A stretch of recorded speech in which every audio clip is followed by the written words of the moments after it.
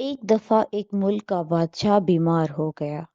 جب بادشاہ نے دیکھا کہ اس کے بچنے کی کوئی امید نہیں تو اس نے اپنے ملک کی رعایا میں اعلان کروا دیا کہ وہ اپنی بادشاہت اس کے نام کر دے گا جو اس کے مرنے کے بعد اس کی جگہ ایک رات قبر میں گزارے گا۔ سب لوگ بہت خوفزدہ ہوئے اور کوئی بھی یہ کام کرنے کو تیار نہ تھا۔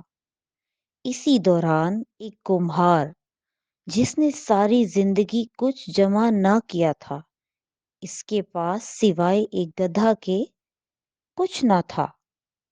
اس نے سوچا کہ اگر وہ ایسا کر لے تو وہ بادشاہ بن سکتا ہے اور حساب کتاب میں کیا جواب دینا پڑے گا۔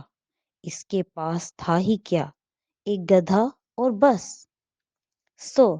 اس نے اعلان کر دیا کہ وہ ایک رات بادشاہ کی جگہ قبر میں گزارے گا۔ بادشاہ کے مرنے کے بعد لوگوں نے بادشاہ کی قبر تیار کی اور وعدے کے مطابق کمہار خوشی خوشی اس میں جا کر لیٹ گیا اور لوگوں نے قبر کو بند کر دیا۔ کچھ وقت گزرنے کے بعد فرشتے آئے اور اس کو کہا کہ اٹھو اور اپنا حساب دو۔ اس نے کہا، بھائی حساب کس چیز کا؟ میرے پاس تو ساری زندگی تھا ہی کچھ نہیں سوائے ایک گدھے کے۔ فرشتے اس کا جواب سن کر جانے لگے، لیکن پھر ایک دم رکے اور بولے، ذرا اس کا نامہ اعمال کھول کر دیکھیں، اس میں کیا ہے؟ بس پھر کیا تھا؟ سب سے پہلے انہوں نے پوچھا کہ ہاں بھائی، فلاں فلاں دن تم نے گدھے کو ایک وقت بھوکا رکھا تھا؟ اس نے جواب دیا، ہاں۔ فوری طور پر حکم ہوا کہ اس کو 100 کوڑے مارے جائیں۔ اس کی خوب دھلائی شروع ہو گئی۔ اس کے بعد پھر فرشتوں نے سوال کیا، اچھا یہ بتاؤ، فلاں فلاں دن تم نے زیادہ وزن لاد کر اس کو مارا تھا؟ اس نے کہا، ہاں۔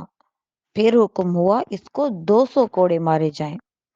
پھر مار پڑنا شروع ہو گئی، غرض صبح تک اس کو مار پڑتی رہی۔ صبح سب لوگ اکٹھے ہوئے اور قبر کشائی کی تاکہ اپنے نئے بادشاہ کا استقبال کر سکیں۔ جیسے ہی انہوں نے قبر کھولی تو اس کمہار نے باہر نکل کر دوڑ لگا دی۔ لوگوں نے پوچھا، بادشاہ سلامت کدھر جا رہے ہیں؟ تو اس نے جواب دیا، او بھائیو، پوری رات میں اس گدھے کا حساب نہیں دے سکا تو پوری رعایا اور مملکت کا حساب کون دیتا پھرے؟ کہانی فرضی ہے، لیکن کبھی سوچا ہے کہ ہم نے بھی حساب دینا ہے اور پتہ نہیں کہ کس کس چیز کا حساب دینا پڑے گا جو شاید ہمیں یاد بھی نہیں ہے۔